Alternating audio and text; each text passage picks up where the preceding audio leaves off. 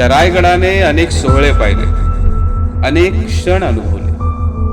रायगडाने अनुभवलेला सर्वात सुवर्ण क्षण म्हणजे छत्रपती शिवरायांचा राज्याभिषेक आणि सर्वात दुःखद क्षण म्हणजे महाराजांचे महापरिनिर्वाण.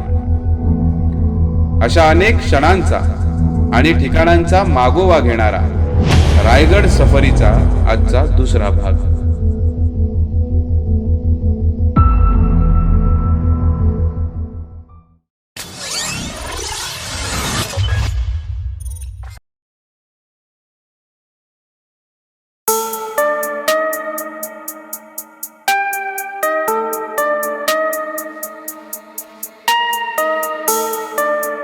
बालेकिल्ल्यामध्ये प्रवेश केल्यानंतर आपण जेव्हा राणीवाशाच्या समोरून आतल्या बाजूला येतो तेव्हा आपल्या दृष्टिक्षेपास येते ती म्हणजे टाकसाळ. टाकसाळ म्हणजे त्या काळी जी काही नाणी चालायची म्हणजे शिवराई आणि होन याचा छपाईखाना म्हणजेच टाकसाळ. त्यामुळे शिवराई आणि होन ते इथेच छापले जायचे, त्यामुळे याला टाकसाळ असं म्हणतात. याच्याच बाजूला जसं मी मगाशी म्हणालो की जे काही उंच मनोरे आपल्याला बघायला मिळत आहेत त्यापैकी 2 मनोरे हे द्वादशकोनी आहेत आणि त्यापैकी 1 मनोरा हा अष्टकोनी आहे. जसं अगोदरच म्हणालो की ज्या राण्या संध्याकाळी जेव्हा हवेशीर बसायला यायच्या तेव्हा त्यांच्यासाठी गॅलरी म्हणून याचा वापर केला जायचा असं बऱ्याचशा अभ्यासकांच्या मते सांगितलं जातं.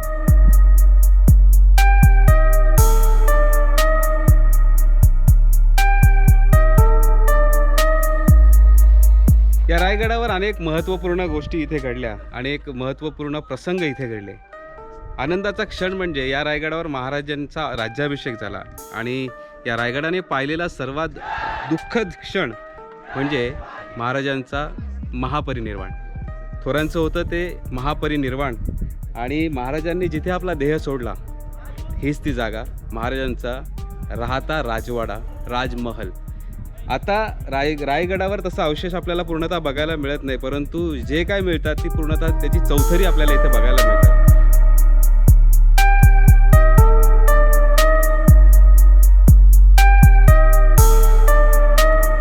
सचिवालयाच्या अगदी बाजूच्या या साईडला जेव्हा आपण येतो तेव्हा आपल्या नजरेत येतं ते म्हणजे खलबतखाना.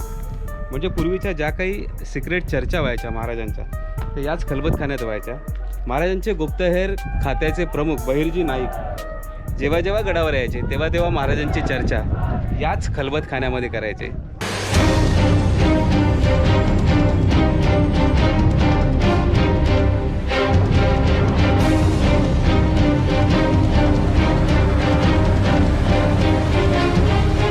तर फायनली खलबतखान्यामध्ये आलेलो आहे. खलबतखाना म्हणजे नक्की काय तर फार जास्त मोठी रूम नाही आहे. बहिर्जी नाईक जेव्हा जेव्हा गडावर यायचे तेव्हा तेव्हा याच खलबतखान्यामध्ये महाराजांबरोबर त्यांची चर्चा व्हायची. ज्या काही सिक्रेट गोष्टी ज्या असायच्या त्या महाराजांना इथेच कळायच्या, त्यामुळे याला खलबतखाना असं नाव आहे.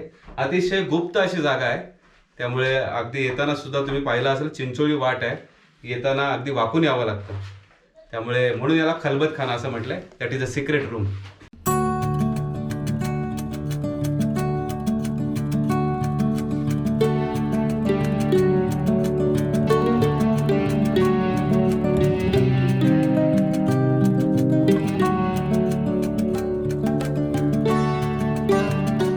रायगडाने अनुभवलेला सर्वात सुवर्ण क्षण म्हणजे छत्रपती शिवाजी महाराजांचा राज्याभिषेक. त्याच राजसदरेवर सध्या मी आहे. इथेच महाराजांचा राज्याभिषेक झाला. अगदी पैठणी कापडाचं छत आणि 6000 लोकांची उपस्थिती असा भव्य दिव्य हा सोहळा इथेच पार पडला. महाराज इथेच 32 मनाच्या सुवर्ण सिंहासनावर विराजमान झाले. 32 मन म्हणजे आत्ताचे साधारण 1600-1700 किलोच्या आसपास इतकं सुवर्ण सिंहासन होतं ते. काशीवरून गागाभट्ट सप्त नद्यांचं पाणी घेऊन महाराजांच्या राज्याभिषेकासाठी याच गडावर आले. महाराज जेव्हा राज्याभिषेकासाठी सुवर्ण सिंहासनावर जात होते तेव्हा महाराजांना आपल्या मावळ्यांचं, आपल्या सरदारांचं विस्मरण कधीच झालं नाही. या सुवर्ण सिंहासनापर्यंत पोहोचण्यासाठी ज्या सुरुवातीला 4 पायऱ्या दिसत आहेत त्या प्रत्येक पायरीवर पाय ठेवत असताना महाराजांना आपल्या सरदारांचं, आपल्या मावळ्यांचं स्मरण झालं. महाराजांनी पहिली पायरी समर्पित केली ती म्हणजे हिंदवी स्वराज्याला, दुसरी पायरी प्रतापराव गुजरांसाठी, तिसरी पायरी तानाजी मालुसरे यांच्या नावे. आणि चौथी पायरी होती ती म्हणजे बाजीप्रभू देशपांडे या आपल्या मावळ्या आणि सरदारांना समर्पित करत महाराज सिंहासनावरती आरूढ झाले. आणि 6 जून 1674 साली महाराजांचा शिवराज्याभिषेक याच ठिकाणी झाला.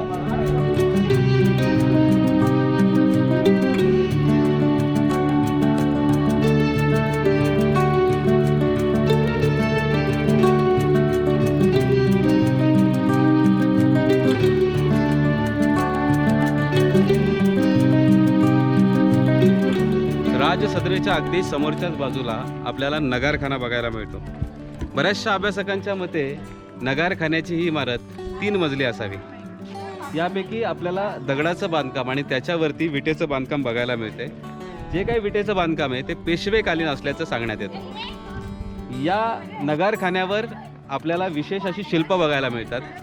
त्यापैकी एक काल्पनिक प्राण्याचं शिल्प आपल्याला बघायला मिळतं, ज्याला शरभ असं म्हणतात. शरभ हे शिल्प त्या साम्राज्याच्या शक्तीचं प्रतीक मानलं जातं. हे काल्पनिक शिल्प अशासाठी कारण माणूस, प्राणी आणि पक्षी याचं एकंदरीत कॉम्बिनेशन या प्राण्यामध्ये आपल्याला बघायला मिळतं. शरभ शिल्पाबद्दल आपल्याला पुराणामध्ये सुद्धा कथा बघायला वाचायला मिळते. ती अशी की हिरण्यकश्यपूच्या वधानंतर नरसिंह जो होता तो उतला मातला होता आणि त्याचा इतरांना खूप त्रास होत होता. त्यामुळे माणसांनी शंकराकडे धावा केला की आम्हाला याच्यापासून वाचव. तेव्हा शंकराने जो काही रूप, जो काही अवतार धारण केला तोच या शरभाचा अवतार. आणि हे शक्तीचं प्रतीक अशासाठी मानलं जातं. आपण बघू शकता की शरभाच्या प्रत्येक पायामध्ये आपल्याला एक हत्ती बघायला मिळतं. त्यामुळे याला शक्तीचं प्रतीक मानलं जातं. त्याच्याच बाजूला आपल्याला कमळपुष्प बघायला मिळतात. हे त्या राज्याच्या समृद्धीचं प्रतीक सुद्धा मानलं जातं.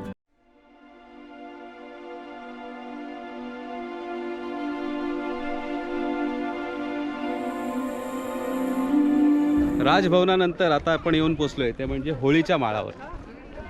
शिवकाळात सुद्धा इथे मोठी होळी साजरी केली जायची. त्यावेळी होळीमध्ये नारळ टाकला जायचा आणि जो कोणी त्या होळीतून नारळ आपल्या हाताने काढेल त्याला सुवर्णकडा आणि घोड्याचा मान दिला जायचा.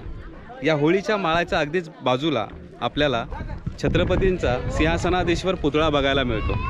मुळात हा पुतळा इथे ठेवण्यामागचं एकमेव कारण, हा पुतळा राजसदरेवर ठेवण्यासाठी बनवण्यात आला होता. परंतु मूर्तिकाराच्या हातून एक मोठी चूक घडली. ती अशी की छत्रपती जेव्हा सिंहासनावर बसायचे तेव्हा त्यांच्या पायामध्ये मोजडी नसायची आणि मूर्तिकाराकडून ती मोजडी ठेवण्यात आली. त्याच्यामुळे हा जो पुतळा तो राजसदरेवर न ठेवता होळीच्या माळ्यात ठेवण्यात आला.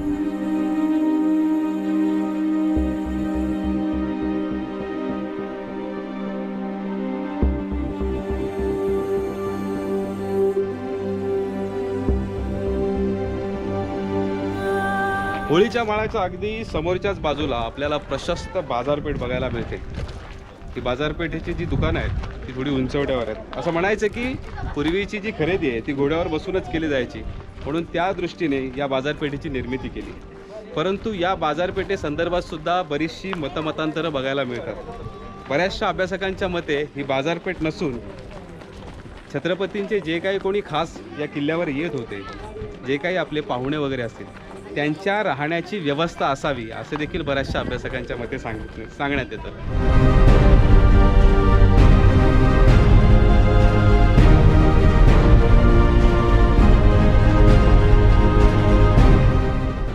या बाजारपेठेला कौलाचं छत होतं आणि जे काही पावसाचं पाणी पडायचं त्यासाठी प्रॉपर ड्रेनेज व्यवस्था असावी म्हणून हिरोजींनी इथे समोरासमोर असे 2 खळगे केलेत. जे काही पाणी पडायचं कौलाचं ते इथून बाहेरच्या दिशेला जायचं. त्यामुळे हिरोजी इंदुलकर यांचं व्यवस्थापन कौशल्य किती अद्भुत होतं याचं आपल्याला इथे उदाहरणं बघायला मिळतात.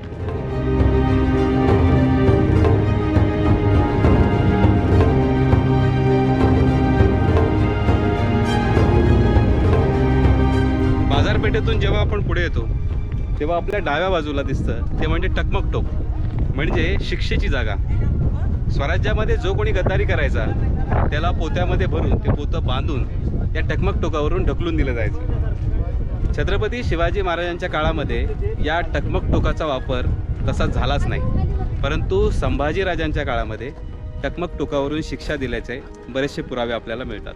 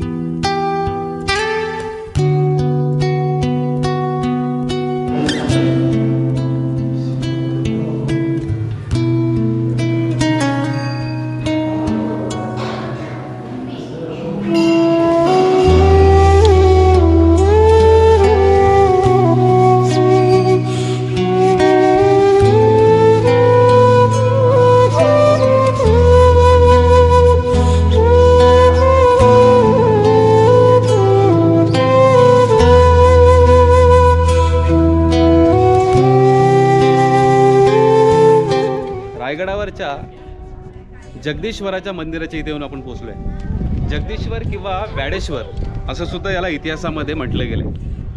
या मंदिराच्या समोरच आपल्याला नंदी दिसतोय.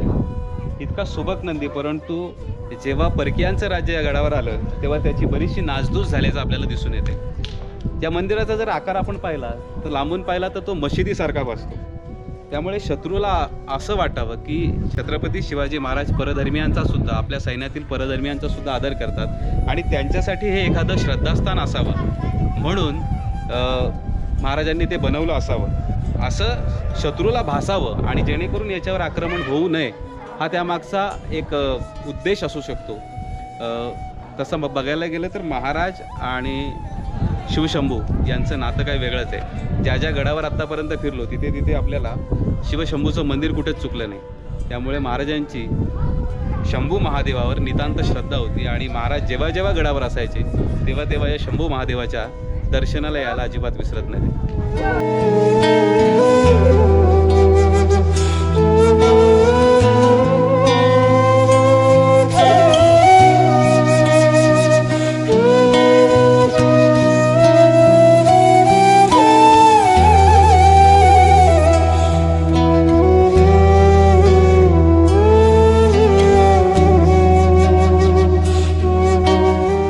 रायगडाने अनुभवलेला सर्वात दुःखद क्षण म्हणजे महाराजांचं महापरिनिर्वाण. आत्ता आपण जिथे आलो आहोत ते आहे महाराजांचं समाधीस्थान. मुळात महाराजांनी देह ठेवला तो म्हणजे राज सदरेच्या अगदी मागच्या बाजूला महाराजांचा जो राजवाडा आहे तिथे महाराजांनी देह ठेवला आणि महाराजांची अंत्ययात्रा याच मार्गाने, जो राज्याभिषेकाचा मार्ग समजला जातो, याच मार्गाने इथे आली. अगदी या समाधीच्या मागच्या बाजूला आपल्याला वाघ्या कुत्र्याचं सुद्धा स्मारक बघायला मिळतं. बऱ्याचशा अभ्यासकांच्या मते या वाघ्या कुत्र्याबद्दल मतमतांतर आहे. त्यामुळे काही लोकांच्या मते वाघ्या कुत्रा होता तर काही लोकांच्या मते वाघ्या कुत्रा नव्हता. परंतु महाराजांच्या चितेला जेव्हा इथे आग देण्यात आली तेव्हा त्या वाघ्या कुत्र्याने त्या आगीमध्ये उडी मारल्याचे बऱ्याचशा अभ्यासकांच्या मते सांगण्यात येतं. अगदी महाराजांच्या समाधीच्या समोरच्या बाजूला आपल्याला एक शिलालेख बघायला मिळतो. हा शिलालेखाचा एक अर्थ मी तुम्हाला थोडक्यात सांगतो की श्री गणपते नमः म्हणजे गणपतीला वंदन केलेलं आहे. प्रसादो जगदीश्वरस्य जगतमानंद म्हणजे काय, थोडक्यात सांगायचं झालं तर जगाला आनंद देणारा प्रासादो जगदीश्वरस्य म्हणजे जगदीश्वराचा प्रासाद म्हणजे मंदिर. श्रीमद छत्रपती शिवाजी राजे यांच्या आज्ञेने शके 96 बाण म्हणजे शके 1596ला आनंद नाम संवत्सराच्या त्रयोदशी तिथीला ज्योतिषशास्त्राच्या शुभ मुहूर्तावर करण्यात आलेला आहे. हा श्लोक क्रमांक 1 आहे. बरं, हे सगळं हिरोजीने केलेलं आहे. मग ह्याच्यामध्ये काय काय केलेलं आहे तर वापी म्हणजे विहीर, पाणी शेंदण्यासाठी आड, रम्य वने, त्यानंतर आहे वीथिका म्हणजे राजरस्ते, त्यानंतर आहे स्तंभ म्हणजे बरेच मोठमोठे स्तंभ उभारले, कुंभीगृह म्हणजे गजशाळा, त्यानंतर नरेंद्र सदने म्हणजे राजवाडा. हे सगळं हिरोजीने निर्माण केलेलं आहे. आणि ते काय तर यावत चंद्र दिवाकर म्हणजे जोपर्यंत चंद्र सूर्य या आकाशामध्ये तळपत आहे तोपर्यंत या पृथ्वी लोकावर ह्या सगळ्या वास्तू तशाच दिसत राहतील, तशाच तळपत राहतील. असं याचा एकंदरीत सारांश, याचा एकंदरीत अर्थ सांगितला जातो. मुळात हा संस्कृत श्लोक आहे. दुसरी गोष्ट, ही जी शिळा आहे, ही शिळा इथे नव्हती. ही कदाचित राजवाडा किंवा त्या बाजूला कुठेतरी असावी, कारण या शिळेची जर आपण आता बांधणी बघितली, हे नंतर फिट केल्यासारखं वाटतं. ही थोडी तिरकस वाटते आपल्याला. हिरोजी इंदुलकर इतके पटाईतले आर्किटेक्ट होते आणि त्यांच्याकडून असं इतकी तिरकस शिळा बसेल असं होणार नाही. त्यामुळे ही शिळा कुठेतरी ती दुसरीकडे असेल. आणि जेव्हा निजामाचं राज्य या किल्ल्यावर आलं तेव्हा त्याची बरीचशी नासधूस झाली आणि त्यानंतर जेव्हा पुन्हा पेशव्यांकडे आलं तेव्हा ती इथे कुठेतरी बसवली असावी, असा एकंदरीत अभ्यासकांच्या मते अंदाज सांगण्यात येतो.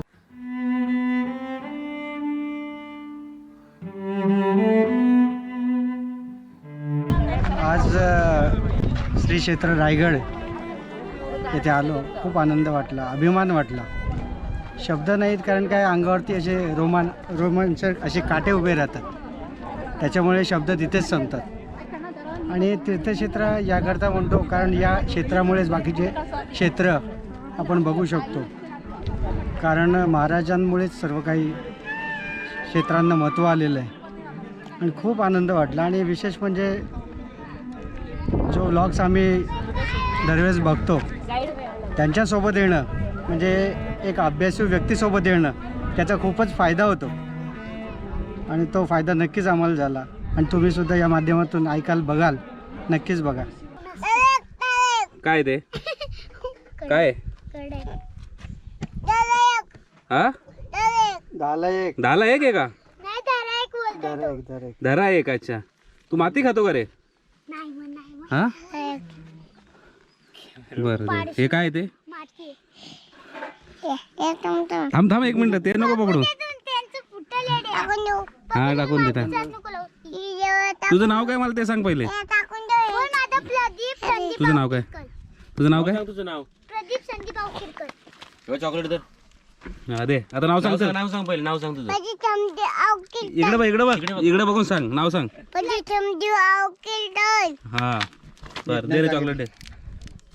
माझ्या मागचं जे अवशेष तुम्ही बघतात, हे अवशेष आहे शिवराज्याभिषेकाच्या वेळी इंग्रजांचा वकील हेनरी ऑक्झेंडन्स नावाचा जो वकील होता, तो इथे राज्याभिषेकाला आला होता आणि त्याच्या निवासाची व्यवस्था याच खोलीमध्ये केली होती. त्याचं हे अवशेष आहे.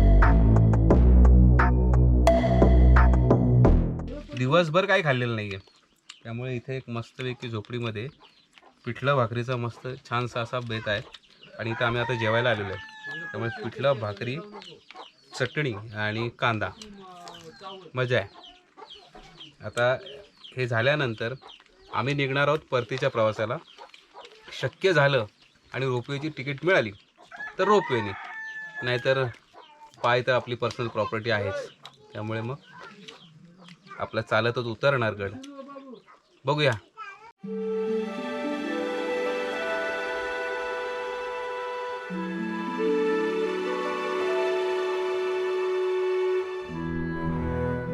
तर फायनली रायगडाची भ्रमंती झालेली आहे. रायगड जेवढ्या कमी वेळात, जेवढा वेळ आमच्याकडे होता तेवढ्या वेळामध्ये जेवढा निहाळता आला तेवढा निहाळला. जेवढ्या काही ऐतिहासिक गोष्टी बघता आल्या तेवढ्या बघितल्या. रायगडावर आल्यावर अंगामध्ये स्फूर्ती संचारते, स्वाभाविक आहे, कारण येथे छत्रपतींचं वास्तव्य होतं. मला बरीच लोक म्हणतात की सारखं सारखं रायगडावर जाऊन तुम्ही नक्की साधता काय. तर मला एक नक्की म्हणावंसं वाटेल की रायगडावर खडे पसरले शिवरायांच्या पायी, तीच आम्हाला हिरे माणके, दुसरं काही नाही.